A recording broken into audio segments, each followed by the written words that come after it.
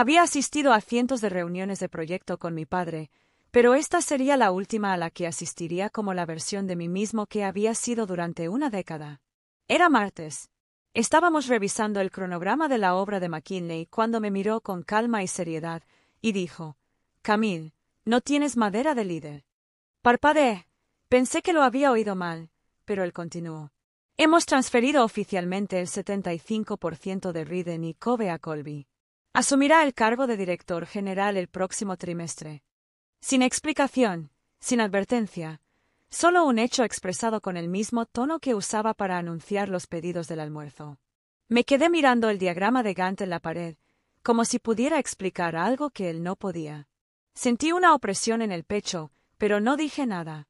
No pregunté por qué, ya sabía la respuesta. Colby, con su sonrisa radiante y su agenda vacía, era un visionario. Yo era confiable, responsable, incansable, pero no inspirador. El resto de la reunión se volvió confuso. Algo sobre reasignación de cuentas de clientes, nueva dirección creativa, reasignaciones presupuestarias. Asentí cuando me lo pidieron y tomé notas que nunca usaría. Después, volví a mi oficina y cerré la puerta. El zumbido de la luz del techo era ensordecedor.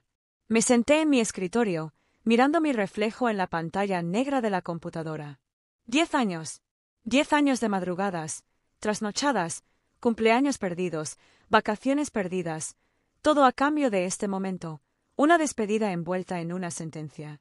Abrí el cajón de abajo y me quedé mirando la botella de bourbon de emergencia que guardaba allí para las noches largas y las decisiones difíciles. Mi mano se cernía sobre ella, pero no se movía. No necesitaba adormecerlo. Necesitaba recordarlo, la frase, el momento, la traición, porque el siguiente paso sería mío. Mis primeros recuerdos eran de arrastrarme bajo la mesa de dibujo de mi padre, con el olor a serrín pegado a sus vaqueros mientras coloreaba el reverso de planos viejos. Sabía leer un plano antes de poder escribir una frase completa. Mientras otros niños jugaban a las casitas, yo reorganizaba lugares de trabajo imaginarios. A los 12, contestaba el teléfono en la recepción. A los 16, seguía a mi padre durante las visitas a los clientes, portapapeles en mano, haciéndole preguntas que, según él, lo enorgullecían. «Camille tiene buen ojo y buen coche», solía presumir. Ella se apoderó de la estructura dentro del caos. Le creí. Me salté una beca en la Universidad de Nueva York para quedarme cerca y asistir a Oregon Tech.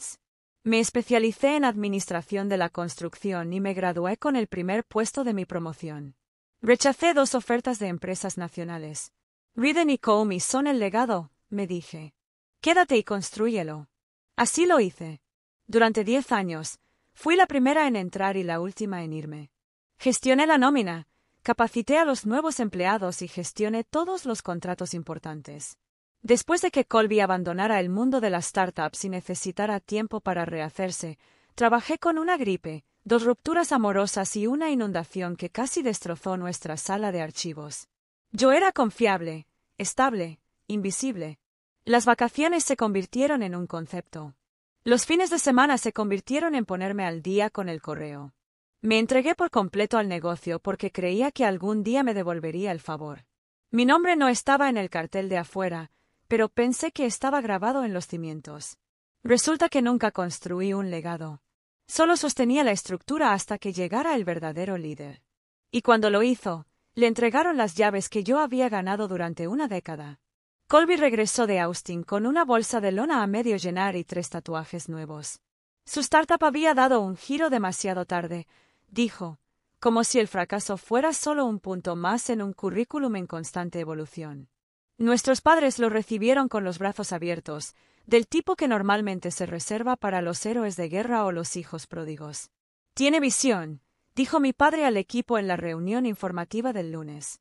Energía renovada, visión de futuro. No mencionó las facturas pendientes ni los inversores que seguían llamando a nuestra madre. Solo una segunda oportunidad envuelta en carisma y potencial. 2 días después, lo nombraron director de crecimiento estratégico. Sin descripción del puesto ni funciones definidas, solo una oficina de cristal, una silla de cuero y su placa en la puerta frente a la mía. Mientras tanto, seguía aprobando ofertas de subcontratistas, redactando protocolos de seguridad, gestionando presupuestos y recorriendo las obras con botas con punta de acero. Todas las facturas seguían pasando por mi escritorio. Todos los clientes enfadados seguían llamándome primero. Colby pasaba las tardes ideando. Sus diapositivas estaban llenas de palabras de moda, alineación disruptiva, marca centrada en el cliente. Una vez lo pillé buscando en Google que palabras de moda, alineación disruptiva, marca centrada en el cliente. Una vez lo pillé buscando en Google que era una lista de tareas pendientes. Aún así, mi padre sonreía radiante ante cada propuesta a medias. Ese es el tipo de innovación que necesitamos. Me quedé callado, mantuve todo en marcha y cubrí sus errores. Cuando un proveedor casi se rinde por un malentendido provocado por Colby, pasé 2 días reparando el daño entre bastidores. Nadie me dio las gracias. Colby apareció en un artículo en el boletín informativo del sector. Su madre dijo que por fin estaba encontrando su camino. Su padre lo llamó un líder nato. Y yo solo fui el director del proyecto que hizo que todo funcionara, el andamio en el que se apoyaron hasta que ya no necesitaron la estructura subyacente. Debería haberlo visto venir, pero no lo hice. Hasta que el archivador me traicionó. Todo empezó con un permiso faltante. Estábamos preparando los últimos documentos para el inspector municipal en el sitio de Ashbrook y alguien había archivado mal las aprobaciones de zonificación otra vez. Me dirigí a la trastienda. Desde la reforma de eficiencia de Colby, nada estaba donde antes. Se intercambiaron las etiquetas, las carpetas estaban medio vacías, los gabinetes se purgaron de lógica. Media hora después, encontré una carpeta en el cajón equivocado, legal. Confidencial. Transferencias internas. No era lo que buscaba, pero la curiosidad me inspiró. Mi instinto ya lo sabía antes de que mis manos lo abrieran. La primera página me golpeó como un ladrillo en el pecho. Transferencia de propiedad. Ridden and Theo, efectiva a partir del 3 de marzo. 75% a Colby Ridden. 25% retenido conjuntamente por Gerald e Irene Ridden. No se me menciona, ni como accionista, ni como miembro de la Junta, ni siquiera como reconocimiento del personal. Hojeé las 16 páginas, buscando cualquier cláusula que lo explicara, alguna justificación, cualquier cosa. Pero estaba limpio, deliberado, firmado, atestiguado, definitivo. No escuché a Eleanor acercarse hasta que su reflejo apareció en el cristal detrás de mí. No deberías estar en ese cajón, dijo en voz baja. Mi voz apenas se elevó por encima de un susurro. ¿Sabías qué? Dudó un momento y luego se miró los zapatos. Tu padre dijo que te lo diría cuando llegara el momento. 6 meses, dije, mostrando el documento. Han pasado 6 meses. Su silencio lo decía todo. Pasé junto a ella sin decir una palabra más, con la carpeta atada en la mano como si fuera radiactiva. No volví a la oficina. No cogí mi portátil ni mi abrigo. Simplemente conduje a casa con la verdad atada al asiento del copiloto, como un testigo. Y por primera vez en 10 años, no puse alarma. El olor a pollo asado me invadió antes de tocar el timbre, la versión de diplomacia de mi madre. Primero la comida, después la desviada. Entré sin llamar. La misma casa, las mismas paredes, pero todo parecía desalineado, como si alguien hubiera inclinado el marco y pretendiera que estaba recto. Mi padre estaba en su asiento habitual, con las gafas de lectura bajas, hojeando la última propuesta de Colby. Colby estaba de pie junto a la isla de la cocina, bebiendo vino tranquilamente como si no fuera una demolición silenciosa. Camille, llamó mi madre desde la estufa, alegre y animada. Justo a tiempo. Siéntate y relájate. Asentí, dejé mi bolso y observé cómo se desarrollaba la farsa. Colby se lanzó a un plan sobre alcance digital, y mi padre asintió como si hubiera descubierto el fuego. Capté frases como visibilidad de mercado y branding de nueva generación antes de desconectar por completo. Esperé hasta el postre, hasta que mi madre sacó la tarta de durazno y mi padre se aflojó el cinturón como si fuera un domingo cualquiera. Luego saqué la carpeta de mi bolso y la puse en el centro de la mesa. La mesa se quedó quieta. ¿Qué es esto?, preguntó mi padre. Dime tú, dije. Estaba en el cajón de documentos legales, etiquetado como confidencial. Su mirada bajó hacia la pestaña y vi un destello, culpa, o tal vez solo molestia por haber sido descubierto. Iba a hablar contigo sobre esto. ¿Cuándo? Pregunté con voz apagada. ¿Antes o después del próximo anuncio del boletín? Camille, regalaste mi derecho de nacimiento sin siquiera decírmelo. La mano de mi madre se quedó paralizada alrededor de la pala para tartas. La sonrisa de Colby se desvaneció. Mi padre dejó el tenedor como si su peso hubiera cambiado de repente. Pensamos que era lo mejor para la empresa. No, dije, acercándole la carpeta. Pensaste que me quedaría pase lo que pasara. Me levanté, tomé mi abrigo y salí antes de que pudieran decir otra palabra. La carpeta se quedó atrás. No regresé a la oficina el lunes o martes, nadie llamó. Ni siquiera Eleanor. Quizás pensaron que necesitaba espacio. O quizás lo sabían. El miércoles, conecté mi correo electrónico del trabajo por lo que esperaba que fuera la última vez. Redacté mi renuncia con la precisión por la que siempre me habían elogiado, profesional, objetiva y objetiva. Sin emoción. Solo la verdad. Con efecto inmediato, renuncio a mi puesto en Reed & Co. Según mi contrato, utilizaré mis vacaciones acumuladas para mi transición. Por favor, dirija toda la correspondencia futura a Colby Reed.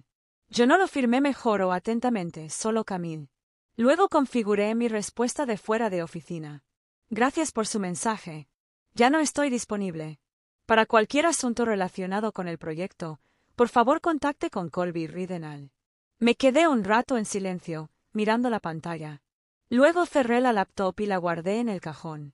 Esa noche, conduje hasta la oficina, mucho después de que todos se hubieran ido a casa. Las luces del estacionamiento proyectaban largas sombras sobre la acera y caminé por el edificio con pasos silenciosos, como si estuviera visitando a mi yo anterior. Empaqué solo lo que me pertenecía, mis cuadernos, una foto enmarcada de mi perro de la universidad, la pequeña suculenta en maceta que de alguna manera había sobrevivido a 5 años de abandono. Dejé los premios, la silla de oficina que elegí y el monitor que yo mismo había actualizado. En mi escritorio, coloqué una sola nota, centrada debajo de la placa con la pluma de Reed & Co. Deja que tu líder se encargue de ello. Dejé mis llaves en un sobre sencillo con la etiqueta RRHH. Sin firma, sin cierre. Al salir por la puerta principal, no miré atrás. Pero sabía que me buscarían en cuanto todo empezara a desmoronarse. Al cuarto día, empezaron los correos electrónicos.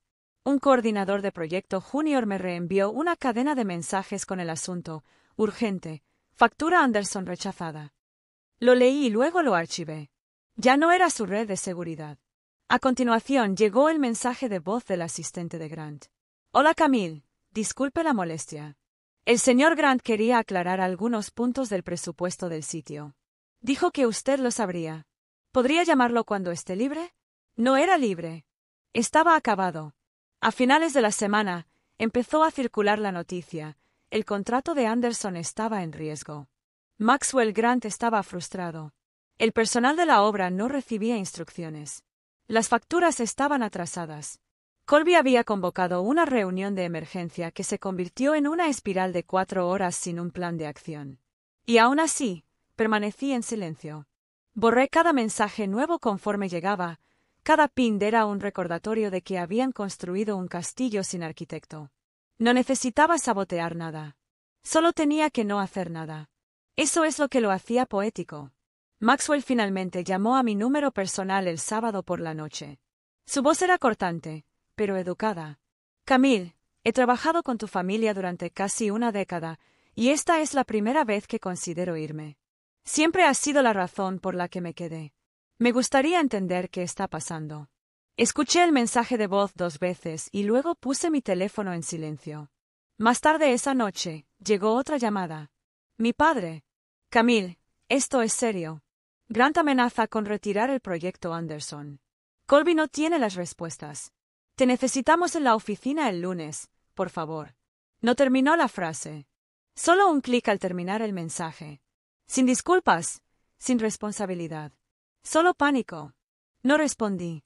En cambio, abrí mi portátil por primera vez en toda la semana y empecé a planear mi próximo paso. No para ellos. Para mí. Comencé con los presupuestos, 10 años de hojas de cálculo y proyecciones, codificadas con mis fórmulas. Luego vinieron los cronogramas del proyecto, diagramas de Gantt, cronogramas de entrega, canales de subcontratistas, todos sistemas que diseñé desde cero. A continuación, el cliente archiva. No los contratos, sino la capa invisible subyacente, preferencias, problemas, fechas de nacimiento, nombres de los hijos, cómo abordar cada reunión. El tipo de información que ningún software podría replicar. Al final del fin de semana, tenía 20 páginas, un portafolio que mapeaba la memoria muscular de Riden y compañía, construido silenciosamente detrás de escena. Lo etiqueté legado operativo, Camille Riden. No incluí datos confidenciales de la empresa, solo pruebas. Pruebas puras e irrefutables.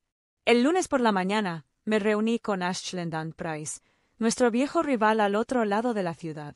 Su socia gerente, Lillian Son, me recibió como si ya fuera parte del equipo. Hemos seguido su trabajo durante años, ella dijo. Ojeando la impresión de mi portafolio, oí, francamente, me sorprende que te hayas quedado tanto tiempo. No respondí. No hacía falta.